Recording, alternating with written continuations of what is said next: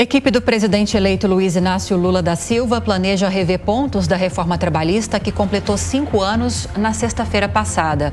E entre os assuntos que poderão ser mudados estão um regime de trabalho intermitente, por hora de serviço e a autorização para acordos firmados diretamente entre patrões e empregados, sem o aval do sindicato da categoria. A transição de governo e as mudanças da reforma trabalhista são assuntos que vamos tratar agora com o deputado federal Júnior Amaral, do PL de Minas Gerais. Deputado, bem-vindo, bom dia. Olívia, bom dia. Satisfação mais uma vez estar com vocês aí. Agora, deputado, a gente está acompanhando muito atentamente todas as articulações da equipe do novo governo, tentando criar uma frente ampla para garantir governabilidade ao presidente eleito Luiz Inácio Lula da Silva. O principal foco deles nesse momento é a PEC da transição, mas essa mini reforma trabalhista, em cima do que já havia sido uma reforma trabalhista, também é um dos objetivos do novo governo. Como essas pautas estão sendo tratadas desde essa gestão agora do Congresso Nacional?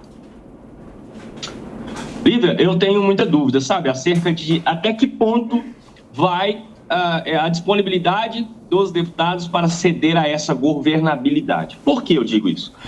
Nós sabemos como é o método petista de governar. O escândalo do Mensalão deixou muito claro como foi feito para ter ampla maioria no Congresso, passando propostas ao bel prazer do chefe dessa organização criminosa.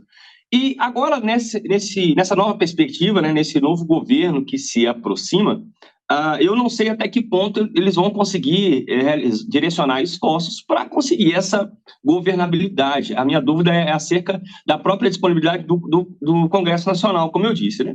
Eles têm algumas iniciativas, né, como o próprio então orçamento secreto, e agora já a grande mídia já trata como emenda de relator, né? Eu acredito que eles vão tentar usar isso de maneira ainda mais impactante.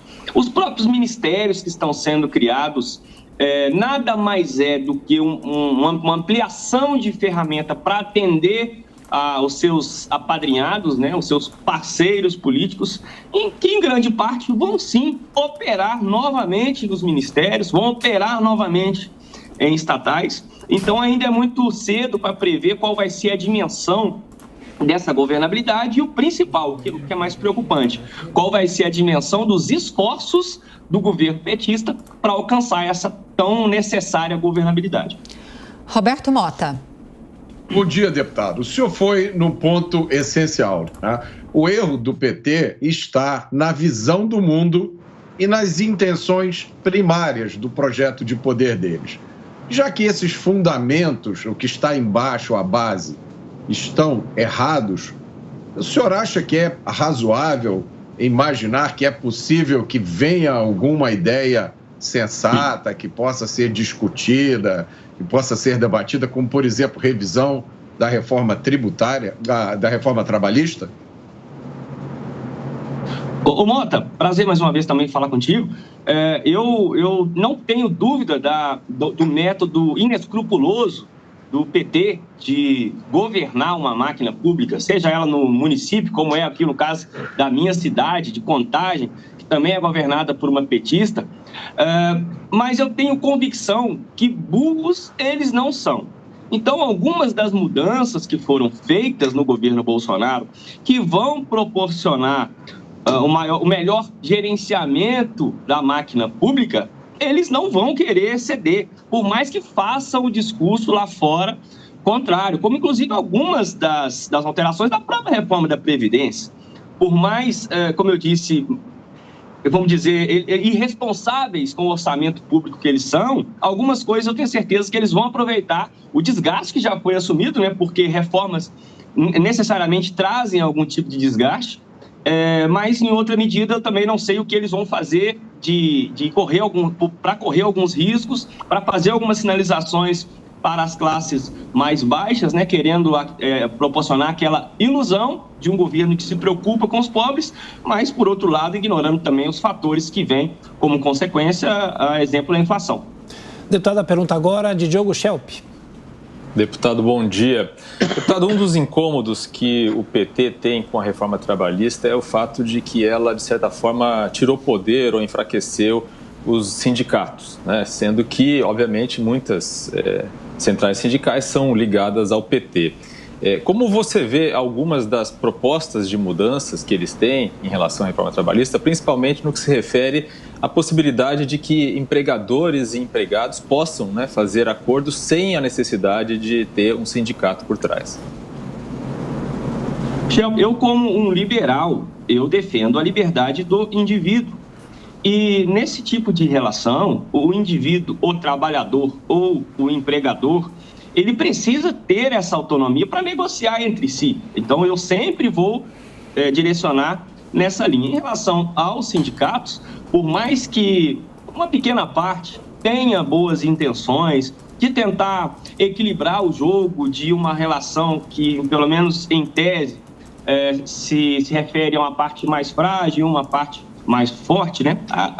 Com exceção dessa pequena parte bem intencionada, a maior parte dos sindicatos, as lideranças dos sindicatos, fazem essas instituições como ferramenta de poder também e se inserem no jogo político eleitoral, por exemplo, como um participante ativo.